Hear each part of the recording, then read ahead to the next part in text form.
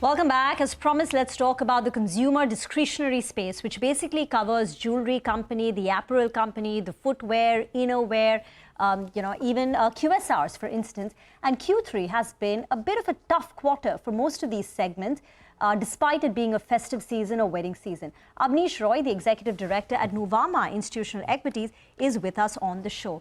Abneesh, you cover a lot of companies, but first let's break it down category by category. Give us the growth numbers for QSR, for wellness, for jewelry, for footwear, and even the shopping per se companies. What is it that we've seen in Q3? Sure, thanks. Yes, you rightfully said that, yes, Q3, in spite of softer base, because the slowdown last year had started in Q3. So ideally, we should have seen some kind of an improvement, but that did not happen. And Q3, initial expectation of the market was because full benefit of festivals, because festival was delayed this time. Last year, the festival benefit was also there to an extent in Q2. This time, Q3 had the full benefit. And wedding season also was quite strong, more than 35 lakh weddings, etc. But in spite of that, if you see most of the companies, the growth rate was lower than initial expectation. It was either negative SSG or low single digit SSG in most of the cases. Key exceptions were all the jewelry players and Trent. So if you see Titan, Kalyan, etc., also very strong growth aided by the gold pricing definitely, and market share gains from the unorganized. Trend continues to surprise on growth. If you see, Zudio is doing extremely well.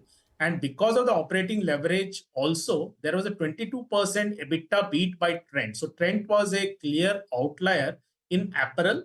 Rest of the apparel players had very muted growth. Most of the growth was from expansion only. And they were focusing on margin. So that was the good bit on the apparel players. Coming back to jewelry, Titan's margin saw some correction because clearly gold grew faster than the diamond studded, and gold jewelry is a lower margin business. Plus, because a lot of the unorganized players are sitting on higher inventory of gold, they had the capacity to do more of discounting. So generally, jewelry players strong growth, but margins for Titan were a bit weak, especially in the jewelry business. But this is a proactive step for growth to be on the accelerated side. Coming to QSR, it was weak SSG across most of the player. Key exception was Burger King with around 2.6% SSG versus that if you see McDonald of Westlife saw 9% negative SSG. So clear divergence. We are seeing that in slowdown time, there are companies which are able to grow a bit faster than rest of the players. Same thing was seen in pizza. So if you see Domino's grew better than Pizza Hut, which saw a big negative SSG. So we are seeing that even in a tough industry, there are players who are able to grow faster by market share gains clearly. Coming to innerwear, again, tough quarter, but good thing was Page posted 5% volume growth. So initial signs of some bottoming out, it seems. So that was the positive, but overall headline numbers for Page continue to remain quite muted only. So we remain overweight in terms of stock picks. We continue to like Trend. From longer term, we remain positive on Titan. Valuation comfort is a bit low there, but yeah, growth-wise, it will continue to do well. Market share gains will continue. In QSR, where growth generally is challenging, we prefer where valuation comfort is on the higher side. So we like Sapphire Foods there. We'll be cautious on Page and Bata, etc. So footwear industry continues to see very challenging times. So there we'll be cautious. So Bata had weak numbers. So that's the construct currently. We'll be cautious on the industry, but Trent and Sapphire Foods and longer term Titan look. Yeah. No, we definitely want to talk to you about some of these outliers like Trent. It's been a solid move up. But just to complete this point, because you did say that Q3 was, of course, softer than expected as well. Where do you think revival hopes lie now? I mean, when do you expect that to really come? And if you could break that up into industries as well, do you think that is sort of several quarters away? Would you look at it, towards the second half of this year? When do you expect a meaningful revival to come in? Yes, if you see what are the reasons for slowdown. So this is urban discretionary demand. So in our view, there are 2-3 key reasons. So one, of course, if you see, there have been a lot of job cuts in the startup industry. D2C companies have been focusing on profitability and viability. So we have seen a lot of job cuts there. Even in tech industry, if you see, instead of very strong addition and strong salary inflation, those two things have been missing. So that's on the jobs. Second bit, because of the interest rates being high, generally all the EMIs, etc., have been taking away more from the disposable income. So unless these two things change meaningfully, there is an issue. That's why if you see, in spite of base effect helping, because slowdown started 4 quarters back.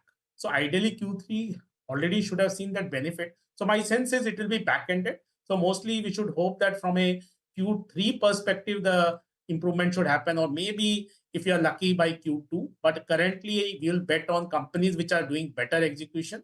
Otherwise, if you see the recovery, big recovery should start more from a Q3 perspective when the interest rates come down or the job market in tech industry and the D2C and startups improve. That is where we'll see the recovery.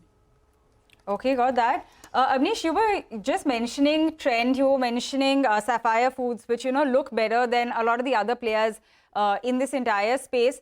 Take us through, where do you really see that they're a lot better, the kind of outperformance that we can see from these levels as well, and how much of an upside do you think is still left in these two names?